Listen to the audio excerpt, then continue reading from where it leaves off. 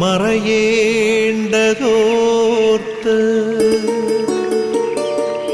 ചന്ദ്രനക്ഷത്രാദികൾ വിതുമ്പുമ്പോൾ മാറ്റമില്ലാതെങ്ങും വിരാജിക്കും ദൈവമേ, അങ്ങയെ വാഴ്ത്തുന്നു ഞങ്ങൾ. ഉദിച്ചെങ്ങും പ്രഭതൂകും പാരിലെ സൂര്യരശ്മിയേക്കാൾ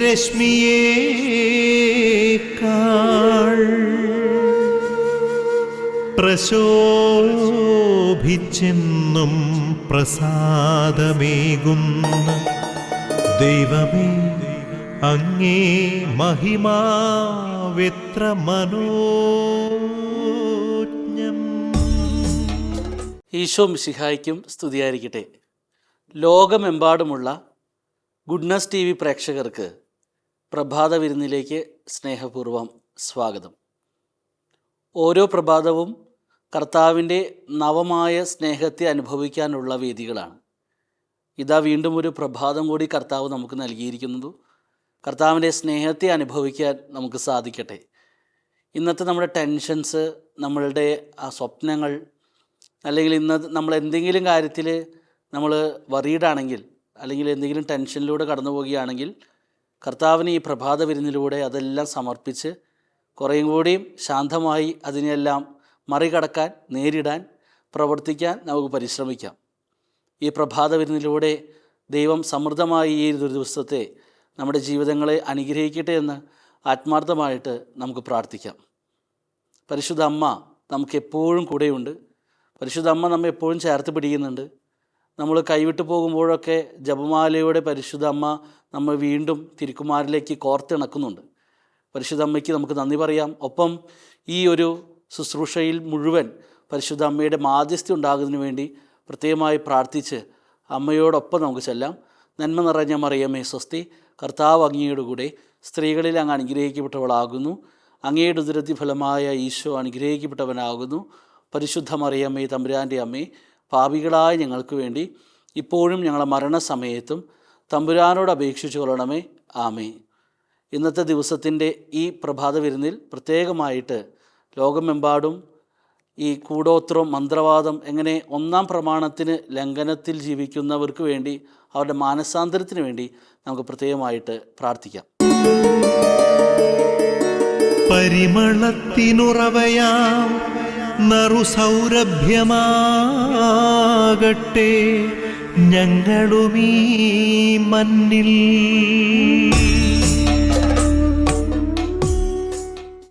ഇന്നത്തെ വചനത്തിലേക്ക് നമുക്ക് പ്രവേശിക്കാം. വിശുദ്ധ യോഹന്നാൻ അറിയിച്ച സുവിശേഷം 9-ാം അധ്യായം 1 മുതലുള്ള തിരുവചനങ്ങളാണ് ഇന്നത്തെ സുവിശേഷ ഭാഗം. അവൻ കടന്നു പോകുമ്പോൾ ജന്മനാ അന്ധനായ ഒരുവനെ കണ്ടു. ശിഷ്യന്മാർ യേശുവിനോട് ചോദിച്ചു, റബ്ബി, ഇവൻ അന്ധനായി ജനിച്ചത് ആരുടെ പാപം നിമിത്തമാണ്? ഇവൻ്റെയോ ഇവൻ്റെ മാതാപിതാക്കന്മാരുടെയോ? യേശു മറുപടി പറഞ്ഞു, ഇവൻ്റെയോ ഇവൻ്റെ മാതാപിതാക്കന്മാരുടെയോ പാപം നിമിത്തമല്ല, പ്രത്യുത ദൈവത്തിൻ്റെ പ്രവൃത്തികൾ ഇവനിൽ പ്രകടമാകേണ്ടതിനാണ്. എന്നെ അയച്ചവൻ്റെ പ്രവൃത്തികൾ പകലായിരിക്കുവോളം നാം ചെയ്യേണ്ടിയിരിക്കുന്നു. ആർക്കും ജോലി ചെയ്യാൻ കഴിയാത്ത രാത്രി വരുന്നു. ലോകത്തിലായിരിക്കുമ്പോൾ ഞാൻ ലോകത്തിൻ്റെ പ്രകാശമാണ്. ഇത് പറഞ്ഞിട്ട് അവൻ നിലത്ത് തുപ്പി, തുപ്പൽ കൊണ്ട് ചെളിയുണ്ടാക്കി അവൻ്റെ കണ്ണുകൾ പൂശിയിട്ട് അവനോട് പറഞ്ഞു, നീ പോയി സീലോഹ, അയക്കപ്പെട്ടവൻ എന്നർത്ഥം, കുളത്തിൽ കഴുകുക. അവൻ പോയി കഴുകി കാഴ്ചയുള്ളവനായി തിരിച്ചു വന്നു. അയൽക്കാരും അവനെ മുമ്പ് യാചകനായി കണ്ടിട്ടുള്ളവരും പറഞ്ഞു, ഇവൻ തന്നെയല്ലേ അവിടെ ഇരുന്ന് ഭിക്ഷ യാചിച്ചിരുന്നവൻ? ചിലർ പറഞ്ഞു, ഇവൻ തന്നെ. മറ്റു ചിലർ പറഞ്ഞു, അല്ല, ഇവൻ അവനെപ്പോലെ ഇരിക്കുന്നു എന്നേ ഉള്ളൂ. എന്നാൽ അവൻ പറഞ്ഞു, ഞാൻ തന്നെ. അവർ അവനോട് ചോദിച്ചു, എങ്ങനെയാണ് നിൻ്റെ കണ്ണുകൾ തുറക്കപ്പെട്ടത്? അവൻ പറഞ്ഞു, യേശു എന്നു പേരുള്ള മനുഷ്യൻ ചെളിയുണ്ടാക്കി എൻ്റെ കണ്ണുകളിൽ പുരട്ടി. സീലോഹയിൽ പോയി കഴുകുക എന്ന് പറഞ്ഞു. ഞാൻ പോയി കഴുകി, എനിക്ക് കാഴ്ച ലഭിച്ചു. എന്നിട്ട് അവനെവിടെ എന്ന് അവർ ചോദിച്ചു. എനിക്ക് അറിഞ്ഞുകൂടാ എന്ന് അവൻ മറുപടി പറഞ്ഞു. സ്നേഹമുള്ളവരെ, അന്ധനെ സുഖപ്പെടുത്തുന്ന ഭാഗമാണ് ഇന്നത്തെ വചനവായിലൂടെ നമ്മൾ ശ്രവിച്ചത്. കർത്താവിൻ്റെ അത്ഭുതങ്ങൾ പല രീതിയിൽ പല വ്യക്തികളിലൂടെ കടന്നുപോയതൊക്കെ നമുക്ക് കാണാം. നമ്മുടെ സുവിശേഷങ്ങളിലൂടെ കടന്നു പോകുമ്പോൾ മുടന്തനായ, കുഷ്ഠരോഗി, അന്ധൻ, ചെവി കേൾക്കാത്തവൻ, മരിച്ചുപോയവർ, അവരെല്ലാം കർത്താവ് സുഖപ്പെടുത്തുന്നു, ജീവൻ കൊടുക്കുന്നു. ഇങ്ങനെയുള്ള ഒരുപാട് അടയാളങ്ങൾ കർത്താവ് സുവിശേഷങ്ങളിലൂടെ നമുക്ക് കാണിച്ചു തരുന്നുണ്ട്. അപ്പോൾ അതിലൊരു പ്രധാനപ്പെട്ട ഒരു അടയാളമാണ് ഇന്ന് നമ്മൾ വായിച്ചു കേട്ടത്. യോഹന്നാൻ്റെ സുവിശേഷം 9-ാം അധ്യായത്തിൽ അന്ധനെ സുഖപ്പെടുത്തുന്ന കർത്താവ്. പല അന്ധന്മാരെയും കർത്താവ് സുഖപ്പെടുത്തിയിട്ടുണ്ടെങ്കിലും ഈ അന്ധനെ സുഖപ്പെടുത്തുമ്പോൾ ഒരു പ്രത്യേകതയുണ്ട്. അന്ധനെ നേരിട്ട് പോയി സുഖപ്പെടുത്തുകയല്ല, കർത്താവ് ഒരു വാഗ്വാദത്തിന് ഒരുങ്ങുകയാണ്. കർത്താവ് ഈ അന്ധനെ സുഖപ്പെടുത്തുന്നതിന് മുമ്പ് അവൻ്റെ കൂടെയുള്ള ശിഷ്യന്മാരും ചുറ്റുമുള്ളവർ ചോദിക്കുന്ന ഒരു ചോദ്യമുണ്ട്. ഇവൻ്റെ അന്ധത എന്ന് പറയുന്നത് ഇവൻ്റെ പാപം നിമിത്തം വന്നതാണോ, അതോ മറ്റെന്തെങ്കിലും കാരണം കൊണ്ട് വന്നതാണോ? അതിൻ്റെ അർത്ഥം ഇവൻ ജന്മന അന്ധനായിരുന്നില്ല, പകരം എപ്പോഴോ അന്ധനായിരുന്നു എന്ന് ശിഷ്യന്മാർ തെറ്റിദ്ധരിച്ചിട്ടുണ്ട്. പക്ഷേ സുവിശേഷം നമ്മൾ ഓർമ്മപ്പെടുത്തുന്നത് ഇവൻ ജന്മന അന്ധനായിരുന്നു. എന്നിട്ട് പോലും ശിഷ്യന്മാർ കർത്താവിനോട് ചോദിക്കുകയാണ്, ഇത് ഇവൻ്റെ പാപനിമിത്തമാണോ, ഇവൻ്റെ മാതാപിതാക്കളുടെ പാപനിമിത്തമാണോ, ആരുടെ പാപനിമിത്തമാണ് ഇവനിങ്ങനെ അന്ധനായി പോയതെന്ന്? ഈശോ കൃത്യമായ മറുപടി അവിടെ നൽകുന്നുണ്ട്. ഇത് ആരുടെയും പാപം കൊണ്ടൊന്നുമല്ല. കാരണം കർത്താവിനെ അവനെ അറിയാം എന്ന് കൃത്യമായിട്ട് സൂചിപ്പിക്കുന്ന ഒരു ഭാഗമാണ്. ശിഷ്യന്മാർക്ക് അറിയില്ല ഇവൻ ജന്മന അന്ധനാണെന്ന്, പക്ഷെ കർത്താവിനറിയാം ഇവൻ ജന്മന അന്ധനാണ്. അതുകൊണ്ടാണ് ആരുടെയും പാപനിമിത്തമല്ല. ഇത് കർത്താവിൻ്റെ അടയാളം ഉണ്ടാകുന്നതിന് വേണ്ടി, അല്ലെങ്കിൽ കർത്താവിൻ്റെ അടയാളം മറ്റുള്ളവർക്ക് കാണിച്ചു കൊടുക്കുന്നതിന് വേണ്ടി, കർത്താവിൻ്റെ ഒരു അടയാളമായിട്ട് ഈ അന്ധതയെ കാണാനായിട്ട് നിങ്ങൾക്ക് സാധിക്കണമെന്ന് ഈശോ ശിഷ്യന്മാരെയും ചുറ്റുമുള്ളവരെയും ഓർമ്മപ്പെടുത്തുകയാണ്. പലപ്പോഴും നമുക്കിങ്ങനെ തെറ്റിദ്ധാരണകൾ വരാറുണ്ട്. എനിക്ക് എന്തുകൊണ്ടാണ് ഈ അവസ്ഥ വരുന്നത്? ഇത് ഞാൻ ചെയ്ത പാപം കൊണ്ടാണോ, അല്ലെങ്കിൽ എൻ്റെ മാതാപിതാക്കൾ ചെയ്ത പാപം കൊണ്ടാണോ എന്നൊക്കെ ചില തെറ്റിദ്ധാരണകൾ. രണ്ട് രീതിയിൽ നമുക്ക് അപകടങ്ങൾ സംഭവിക്കാം. ഒന്ന് ആലോചിച്ച് നോക്കി, നമ്മൾ നല്ല രീതിയിൽ വണ്ടി ഓടിച്ചു കൊണ്ടുപോവുകയാണ്, വണ്ടി ഓടിക്കാൻ അറിയുന്ന ഒരു വണ്ടി ഓടിച്ചു കൊണ്ടുപോവുകയാണ്. നമ്മൾ കൃത്യമായ റൂൾസും നിയമങ്ങളൊക്കെ പാലിച്ചുകൊണ്ടാണ് പോകുന്ന റോട്ടിലൂടെ. പക്ഷേ ഏതോ ഒരു വണ്ടി നമ്മുടെ നേരെ വന്ന്, നമ്മുടെ ഭാഗത്ത് തെറ്റില്ല, പക്ഷെ നമ്മുടെ മേത്ത് വന്ന് മുട്ടി, അല്ലെങ്കിൽ നമ്മുടെ വാഹനത്തിൽ വന്ന് മുട്ടി എന്ന് വിചാരിക്കുക. അവിടെ നമ്മുടെ തെറ്റുകൊണ്ടല്ല. രണ്ടാമതുണ്ട്, നമ്മൾ നിയമം തെറ്റിച്ച് വണ്ടി ഓടിക്കുക എന്ന് വിചാരിക്കുക. നിയമം തെറ്റിച്ച് വണ്ടി ഓടിച്ച് നമ്മളൊരു അപകടത്തിൽപ്പെടുന്നു. രണ്ടാണ്. ഒന്ന്, നമ്മൾ കൃത്യമായൊരു നിയമം പാലിച്ചുകൊണ്ടാണ് വാഹനം ഓടിക്കുന്നത്, അല്ലെങ്കിൽ നമ്മൾ റോഡിലൂടെ നടന്നു പോകുന്നത്. രണ്ട്, നമ്മൾ നിയമം തെറ്റിച്ചതുകൊണ്ടാണ് നമുക്ക് ആ അപകടം ഉണ്ടാകുന്നത്. അപ്പോൾ രണ്ടിനും രണ്ട് മാനങ്ങളാണുള്ളത്, അല്ലേ? അതുപോലെ തന്നെയാണ് കർത്താവ് ഇന്ന് സുഖപ്പെടുത്തിയ മനുഷ്യന് ആദ്യത്തെ മാനമാണ്. കർത്താവിൻ്റെ അടയാളം കാണുന്നതിന് വേണ്ടി, കർത്താവ് അടയാളം മറ്റുള്ളവരിലേക്ക് സാക്ഷ്യമായി നൽകുന്നതിന് വേണ്ടിയാണ് ഇവൻ അന്ധനായിട്ട് മാറിയത്. അത് അവൻ്റെ കുറ്റം കൊണ്ടല്ല. അവൻ കൃത്യമായിട്ട് അവനൊരു അമ്മയുടെ അപ്പൻ്റെയും മകനായിട്ട് ജനിച്ചതൊക്കെയാണ്. അവരുടെ പാപം കൊണ്ടല്ല. അവർ ചിലപ്പോൾ ഒരു പക്ഷേ പുണ്യമുള്ള അല്ലെങ്കിൽ വിശുദ്ധരായ 2 പേരായിരിക്കും അവൻ്റെ അപ്പനും അമ്മയൊക്കെ. പക്ഷേ ഇവൻ ജനിച്ചപ്പോൾ അന്ധനായി. കർത്താവിൻ്റെ കാരുണ്യത്തെ കാത്തിരുന്ന ഒരു മനുഷ്യനായിട്ട് നമുക്ക് ഈ അന്ധനെ കാണാം. അപ്പോൾ ചില കാര്യങ്ങൾ നമ്മുടെ ജീവിതത്തിൽ സംഭവിക്കുന്നത് കർത്താവിൻ്റെ കാരുണ്യം നമ്മുടെ ജീവിതത്തിൽ ഉണ്ടാകാൻ വേണ്ടിയാണ്, അല്ലെങ്കിൽ കർത്താവിൻ്റെ അടയാളം, കർത്താവിൻ്റെ കാരുണ്യത്തിൻ്റെ അടയാളം മറ്റുള്ളവർ നമ്മിലൂടെ ദർശിക്കുന്നതിന് വേണ്ടിയാണ് ചില സംഭവങ്ങളൊക്കെ നമ്മുടെ ജീവിതത്തിൽ ഉണ്ടാകുന്നത്. ചിലപ്പോഴൊക്കെ ചില പരാജയങ്ങളൊക്കെ നമുക്ക് ഏറ്റെടുക്കാൻ ഭയങ്കര ബുദ്ധിമുട്ടാണ്. ഇപ്പോൾ ഈ അടുത്ത ദിവസങ്ങളിലൊക്കെ, കഴിഞ്ഞ മാസത്തിലൊക്കെയാണ് +2 10ത്തെ റിസൾട്ട്സുകളൊക്കെ വന്നത്. ഫലങ്ങളൊക്കെ വന്നപ്പോൾ ചില വാർത്തകളൊക്കെ നമ്മൾ വേദനിപ്പിക്കുന്നതായിരുന്നു. വിചാരിച്ച മാർക്ക് കിട്ടാത്തത് മൂലം ആത്മഹത്യ ചെയ്ത നമ്മുടെ മക്കൾ, ചില മക്കളെക്കുറിച്ചൊക്കെ നമ്മൾ വാർത്തകളൊക്കെ കേട്ടു, സോഷ്യൽ മീഡിയയിലൊക്കെ കണ്ടു. അപ്പോൾ ആ പരാജയത്തെ സ്വീകരിക്കാനായിട്ട് അവർക്ക് സാധിക്കുന്നില്ല, അല്ലെങ്കിൽ അവർക്ക് ആ പരാജയത്തെക്കാൾ ഉപരി അവർ അതിലൂടെ കടന്നുപോയ ആ സാഹചര്യത്തെ അംഗീകരിക്കാനായിട്ട് അവർക്ക് സാധിക്കുന്നില്ല. അപ്പോൾ കർത്താവ് നമ്മളെ ഓർമ്മപ്പെടുത്തുകയാണ്, നിൻ്റെ പരാജയങ്ങൾ അല്ലെങ്കിൽ നിൻ്റെ ചില ബുദ്ധിമുട്ടുകളൊക്കെ കർത്താവിൻ്റെ കാരുണ്യം കാട്ടാനുള്ള ഇടങ്ങളായിട്ട് നീ കാണണമെന്ന്. ഒന്ന്, നമ്മുടെ ജീവിത പങ്കാളിക്ക് എന്തോരോ കുറവുകളൊക്കെ ഉണ്ട്, അല്ലേ? നമുക്ക് ഒരുപാട് നാൾ വിവാഹം കഴിഞ്ഞ് 50 വർഷമൊക്കെ ആയുള്ള, അല്ലെങ്കിൽ 25 വർഷമൊക്കെ ആയവരോടൊക്കെ നമ്മൾ ചോദിക്കുമ്പോൾ ജീവിത പങ്കാളികൾക്ക് കുറവുകളുണ്ട്, പരസ്പരം കുറവുകളൊക്കെ ഉണ്ട്. പക്ഷേ ആ കുറവുകളിൽ കർത്താവ് ഇടപെടുമ്പോഴാണ് ആ ദാമ്പത്യ ജീവിതത്തെ മനോഹരമാക്കി മാറ്റുന്നത് എന്നുള്ളൊരു സാക്ഷ്യം അവരിൽ നിന്ന് ലഭിക്കും. എന്നാൽ ചിലപ്പോഴൊക്കെ ചില ദാമ്പത്യ ബന്ധങ്ങളിലൂടെ കടന്നു പോകുമ്പോൾ ചില അസ്വരസ്യകളൊക്കെ വരുമ്പോൾ, അസ്വസ്ഥതകളൊക്കെ വരുമ്പോൾ അവർ പറയുന്നത് അവനിങ്ങനെ ഒരു കുറവുണ്ട്, അങ്ങനെ ഒരു പ്രശ്നമുണ്ട്, അല്ലെങ്കിൽ അവൾക്ക് ഇങ്ങനെ ഒരു പ്രശ്നമുണ്ട് എന്ന് പറഞ്ഞ് ഒഴിയാന്നല്ലാതെ, പരസ്പരം പഴിക്കൽ മാത്രം ഉണ്ടാകുക എന്നല്ലാതെ ആ കുറവിൽ കർത്താവിന് പ്രവർത്തിക്കാൻ ഇടമാണെന്ന് കണ്ടുമുട്ടാനുള്ള ഒരു വിശ്വാസമോ അല്ലെങ്കിൽ ഒരു ആഴമേറിയ ഒരു ബോധ്യമോ പലപ്പോഴൊക്കെ നമുക്ക് നഷ്ടപ്പെടാറുണ്ട്. അല്ലെങ്കിൽ നമ്മുടെ ജീവിതത്തിലേക്ക് തന്നെ ചില കാര്യങ്ങളൊക്കെ കടന്നു വരുമ്പോൾ കർത്താവിന് വസിക്കാനുള്ള, കർത്താവിനെ അടയാളപ്പെടുത്താനുള്ള ഇടമാണ്, ഒരു സാഹചര്യമാണെന്നുള്ള വിശ്വസിക്കാനുള്ള ഒരു ഒരു ഒരു പൂർണ്ണമായിട്ടോ തുറന്ന മനസ്സ് നമുക്കുണ്ടോ ഇന്നത്തെ ദിവസം ഒന്ന് ചിന്തിക്കുന്നതല്ലാണ്. നീ പരാജയപ്പെട്ടുകൊണ്ടിരിക്കുകയാണോ? ചിലപ്പോൾ ബിസിനസ്സാകാം, അല്ലെങ്കിൽ പഠനമാകാം, അല്ലെങ്കിൽ ജോലിയിൽ നമുക്ക് ശ്രദ്ധ കുറവാകാം, അല്ലെങ്കിൽ നമുക്ക് ചുറ്റുമുള്ളവരുള്ള ചില നമ്മുടെ ശാരീരികമായ ബുദ്ധിമുട്ടുകളാകാം, അല്ലെങ്കിൽ നമുക്കുള്ള ശാരീരിക ബുദ്ധിമുട്ടുകളാകാം. ഇത് കർത്താവിന് പ്രവർത്തിക്കാനുള്ള ഇടമായിട്ട് കാണാൻ നമുക്ക് സാധിക്കണം. രണ്ടാമതൊരു മാനം കൂടിയുണ്ട്. അത് അവർ ചോദിച്ച ഒരു ചോദ്യം തന്നെയാണ്. ഇതിവൻ്റെ പാപം കൊണ്ടാണോ, ഇവൻ്റെ മാതാപിതാക്കളുടെ പാപം കൊണ്ടാണോ? പലപ്പോഴൊക്കെ ചില പാപാവസ്ഥകൾ നമ്മളെ വലിയ ദുഃഖത്തിലേക്ക് നമ്മളെ നയിക്കാനുള്ള സാധ്യതകളുണ്ട്. പ്രത്യേകിച്ച് ഒന്നാം പ്രമാണത്തിൽ എങ്ങനെയൊക്കെ നമ്മുടെ മാത്രമല്ല, നമുക്ക് ചുറ്റുമുള്ളവരിലേക്കും അതൊരു പാപത്തിൻ്റെ അവസ്ഥകളായി കടന്നു ചെന്ന് ശിഥിലമാക്കാൻ, ബന്ധങ്ങളെ ശിഥിലമാക്കാനുള്ള സാധ്യതകളേറെയാണ്. നമുക്ക് ഒന്ന് കണ്ണു തുറന്ന് നോക്കിയാൽ പലപ്പോഴും ചിലപ്പോൾ നമ്മുടെ ഭവനങ്ങളിൽ തന്നെ കാണാനായിട്ട് സാധിക്കും. പല ഇടവകളിലും പല കുടുംബങ്ങളും ഒക്കെ സന്ദർശിക്കുമ്പോൾ വളരെ വിഷമകരമായ ചില യാഥാർത്ഥ്യങ്ങളെ കണ്ടുമുട്ടാറുണ്ട്.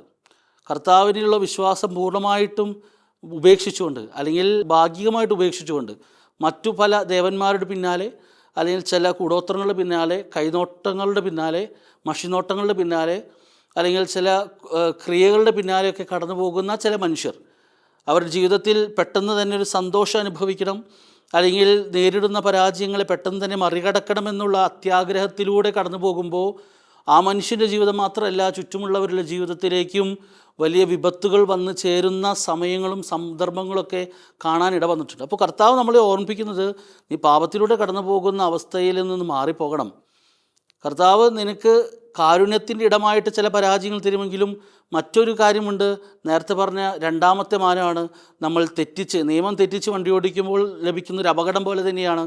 പാപത്തെക്കുറിച്ച് മനസ്സിലാക്കിയിട്ട് പോലും, അല്ലെങ്കിൽ നന്മയെക്കുറിച്ച് മനസ്സിലാക്കിയിട്ട് പോലും നന്മ ഉപേക്ഷിച്ചുകൊണ്ട് പാപത്തിൻ്റെ വഴികളിലൂടെ പോകുമ്പോൾ കർത്താവ് ഓർമ്മപ്പെടുത്തുന്നത് അത് കർത്താവിൻ്റെ കാരുണ്യത്തിൻ്റെ അടയാളം സ്ഥിരീകരിക്കാനുള്ള ഇടങ്ങളല്ല, പകരം നിൻ്റെ നാശത്തിലേക്കുള്ളൊരു പോക്കാണ്. അപ്പോൾ ആ സാഹചര്യങ്ങളെ നമുക്ക് വേർതിരിച്ച് കാണാനായിട്ട് സാധിക്കണം. എല്ലാ പരാജയങ്ങളും, എല്ലാ ഡ്രോബാക്സും, അല്ലെങ്കിൽ എല്ലാ തോൽവികളും, അല്ലെങ്കിൽ എല്ലാം കർത്താവിൻ്റെ കാരുണ്യത്തിടങ്ങളായിട്ട് തെറ്റിദ്ധരിക്കാനായിട്ട് ഇടവരരുത്. രണ്ട് മാനങ്ങളുണ്ട്.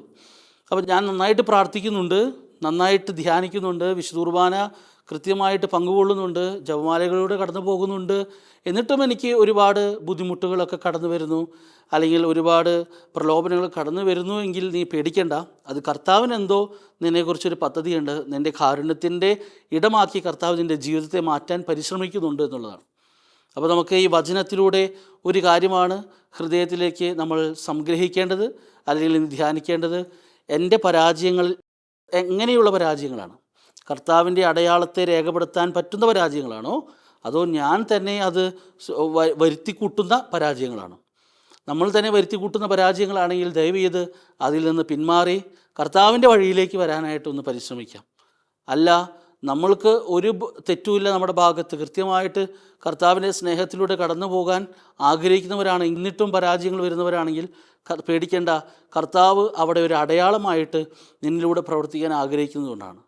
നമുക്ക് ഈശോയോട് പ്രത്യേകമായിട്ട് പ്രാർത്ഥിക്കാം. ഈശോയെ, ഇന്നത്തെ ദിവസം ഞങ്ങളുടെ പരാജയങ്ങളെ കുറിച്ച് തിരിച്ചറിയാൻ, ഒരു തിരിച്ചറിവുണ്ടാകാൻ, ബോധ്യമുണ്ടാകാൻ ഞങ്ങളെ പഠിപ്പിക്കണമെന്ന് നമുക്ക് പ്രാർത്ഥനയിലേക്ക് പ്രവേശിക്കാം. ആബാ പിതാവേ, സ്നേഹാഗ്നിയാൽ ജ്വലിക്കട്ടെ മക്കളാ ഞങ്ങളെല്ലാം.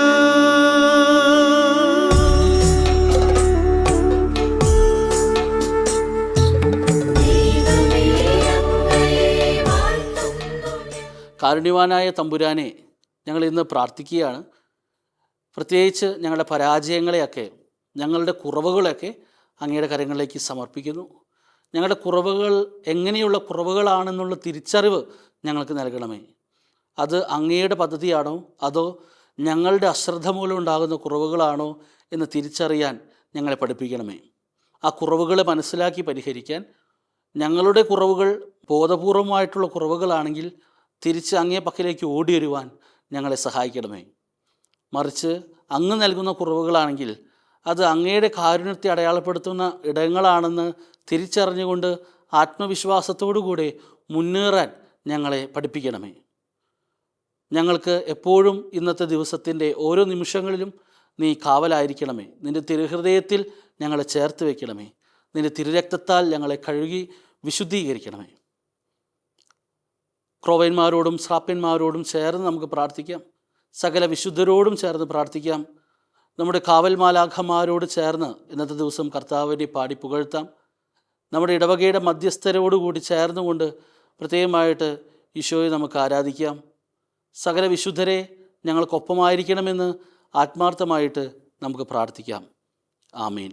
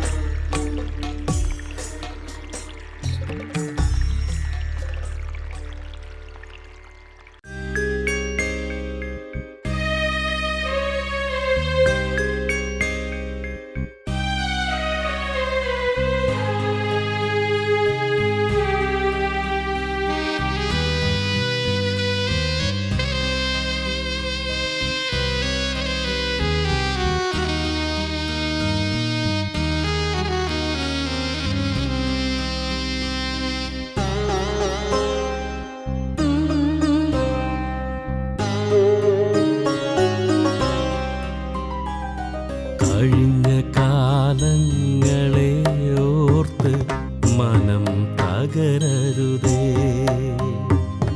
നിന്നെ കാണും നിന്റെ ദൈവം കൂടെയുണ്ടല്ലോ.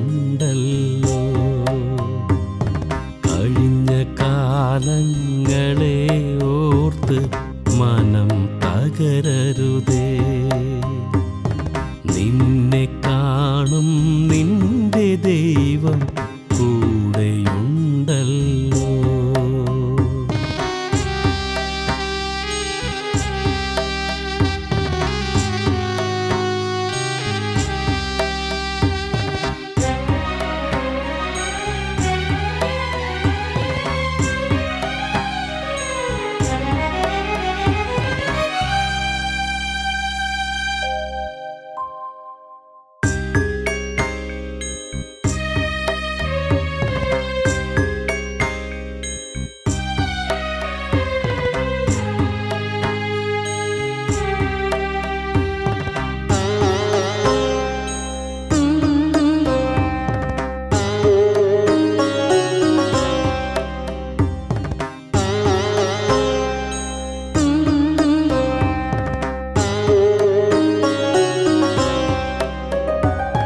ദൂർത്തനായി നീ അലഞ്ഞിടിൽ ആർത്തനായി നിന്നെ തേടും താതൻ.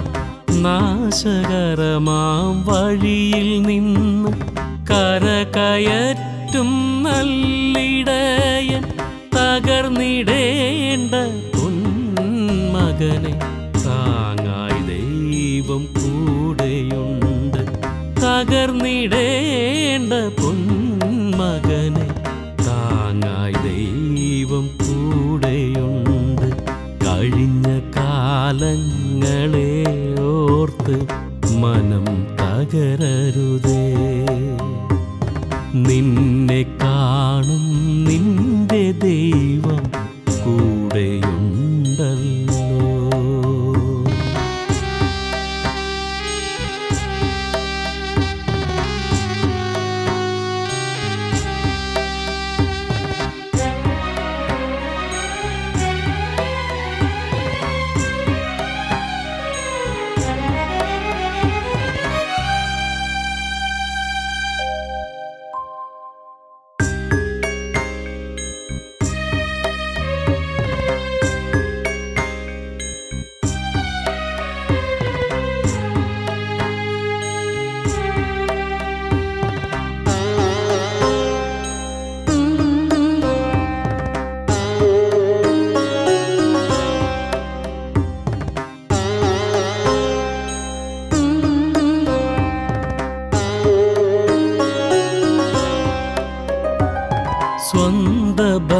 ബന്ധങ്ങളെ വെടിഞ്ഞു സ്വാർത്ഥനായി നീ പോയിടിലും നിൻ വളർച്ചയിൽ കണ്ണും നട്ട് കാത്തിരിക്കും പിതാവും അമ്മയും തിരിച്ചു വരിക പൊന്മകനെ, താങ്ങായി ദൈവം കൂടെയുണ്ട്. തിരിച്ചു വരിക പൊന്മകനെ, താങ്ങായി ദൈവം കൂടെയുണ്ട്. കഴിഞ്ഞ കാലങ്ങളെ ഓർത്ത് മനം തകരരുതേ. നിന്നെ കാണും നിന്റെ ദൈവം കൂടെയുണ്ടല്ലോ. കഴിഞ്ഞ കാലങ്ങളെ ഓർത്ത് മനം തകരരുതേ. നിന്നെ കാണും നിന്റെ ദൈവം കൂടെയുണ്ടല്ലോ.